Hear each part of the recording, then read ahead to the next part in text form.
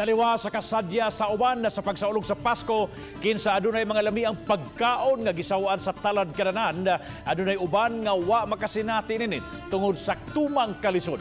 Sama na lang usan ning ka-PWD nga nagsaulog sa Pasko sa Dapin in Town's Karsada, pinaagis pagpamaligya o kandila.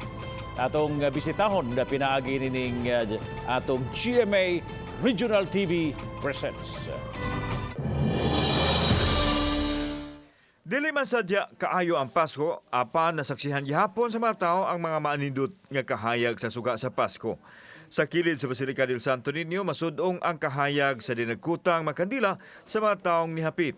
Ang kandila nagikan sa vendor nga si George, nga usa ka PWD nga nagsakay siyang wheelchair. Hapit na alas 12 sa tungang gabi, apan napaghihapon siya sa iyang pwesto.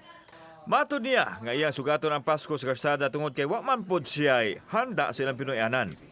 Pipila na siya katuig nga nanginabuhi pinaagi sa pagbaligya og kandila, apan naglisod siya og samot sa pag-igo sa pandemya. Hinoon wa kuno siya magpapikto inay naningkamot aron magkasugakod.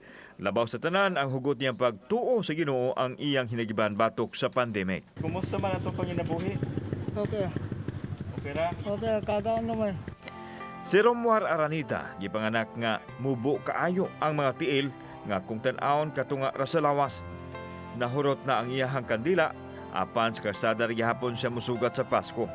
Dunay trike nga iyahang masakyan nga hinatag pud sa mga tao. Bisan pa man siyang kahimtang, positibo ang iyahang panglantaw nga makahaw-a sa gihapon sa pandemic. Alang ni Romuar nga dili angayan kahadlukan ang pandemya basta magkugi lang. Mas kahadlukan kuno nga walay ikapaslak nga pagkaon sa tiyan. Mga physically challenged man silang duha, apan wa sila magpadaog sa apan sa ilang lawas ug labaw sa tanan. Wa matarog ang ilahang pagsalig sa Ginoo nga mao'y nagtubos kanato. Merry Christmas mga kapuso. Kauban si Godfrey Relien. Ako si Alan Domingo.